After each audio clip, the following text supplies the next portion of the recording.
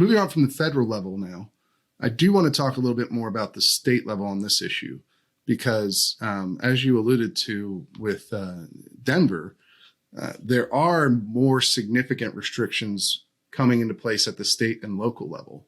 For instance, Polymer 80 just lost a lawsuit in Washington, D.C., where they're being fined $4 million for selling guns without a license. That's the claim, at least, because the judge determined that the judge and the city determined that the kits were guns when they were sold, or should be treated the same way. And so now Polymer 80 is facing a serious legal threat over that, and I'm sure that won't be the last place that they will experience that kind of legal fight. And so how do you see things playing out at the state level with these efforts to restrict or eliminate home gun making? It's like everything else. There's going to be this ebb and flow, and our states. I travel internationally, teach internationally. I spend a lot of time in Europe for 15 plus years now. When I'm in Europe, people will tend to generalize like gun laws in the U.S., and I have to explain to them like, no, you got to understand. Our states are sort of like the countries of Europe. The radically different gun laws that exist at the state levels in the U.S. under the federal government can be mind-boggling, as we know. And they generally get that, right? Because in Europe, it's the same way. Some countries are far more little L liberal with gun ownership, and others are far more restrictive with gun ownership.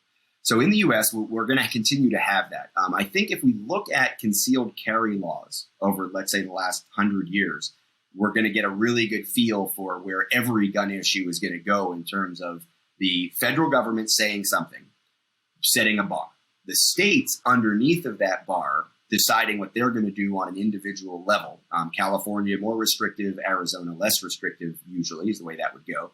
And then it gets it back up to the federal level with the Supreme Court as these restrictions in the more restrictive states are challenged. And the Supreme Court, over the last 50 years for sure, has generally been pro-Second Amendment, pro-gun freedom, and anti-restriction. So even as recently as the Bruen decision, we see as kind of one of the final straws for the right to carry a concealed gun for defensive purposes in public. Today, we have over 60 million people in the U.S. who can do that legally. 40 years ago, there were less than 2 million people in the United States. Now, I get it. Population has increased, but not 50, but not, what would that be? 30-fold, right? So yes, we have 50 million more people maybe than we did 40 years ago at most, but those aren't all the ones that can carry guns. It's been because of the move from 13 states that did not allow any version of legal concealed carry to now we have 25 states, half of the country, that allows concealed carry for anyone who can legally own a gun without a permit or without any training whatsoever. That idea of constitutional carry, permitless carry. Do you expect that same sort of trend to continue for gun making? I do. So I think now with the Bruen decision, where they've even said those couple of states, it's 6 states, I think that the handful that had, you have to justify the reason you want a permit, the Supreme Court has stepped in 2022 and said, no, you can't. It's a civil right. It's in the Constitution. You cannot make them justify. So now you have to go shall issue. I would expect if that gets challenged in the future, we may see the Supreme Court of the United States say there is no permit. It's all permitless carry. The Second Amendment essentially is your permit. And that will really be the final straw for legal defensive concealed carry around the country. I think private gun making will go that way too. So we have California, Massachusetts, New Jersey, New York, all the usual suspects where they've said either you can't do this or you can only do it with additional hoops to jump through. Denver, again, is kind of an oddball because there is no, what's you're familiar with as preemption. The state does not forbid lower levels of government inside of the state of Colorado from having higher restrictions. So Denver has some odd restrictions around AR-15 ownership, and now they have this unserialized gun ban. But also very recently, another municipality, Superior, Colorado, had their quote-unquote assault weapons ban struck down by a court. And they were told, no, you cannot do that based on recent Supreme Court decisions. So yeah, I do think this will all play out in the courts to where we see the federal government say something's okay, states say, no, you can't do it. People challenge it, and then the Supreme Court has to come in and say, no, you've got to come up to the federal level in terms of the freedom you're giving American citizens who happen to reside in your state. I think we'll see the same thing play out with private gun making.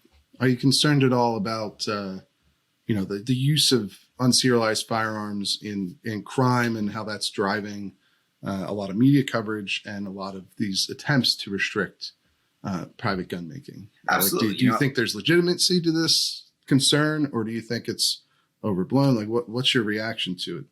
I absolutely think it's overblown. I mean, take the president. This has been a big thing for the president in 2022. But take a look at what happened. I think it was in April when he had his White House outside the White House big press conference on how he was going to be cracking down on ghost guns earlier this year. The victim, and I don't want to take anything away from her and her trauma and her pain, but the young lady that he brought there to speak about this. She was a victim of a school shooting that occurred with an unserialized gun. And a friend of hers, a couple of friends of hers were killed. She was injured. Mm-hmm. But the truth of that, when you dig a little deeper into that story, that gun was stolen. And it was stolen from a safe that had both serialized and unserialized guns. So it was sort of a random, the gun on the right, the gun on the left that this kid used to shoot up the school.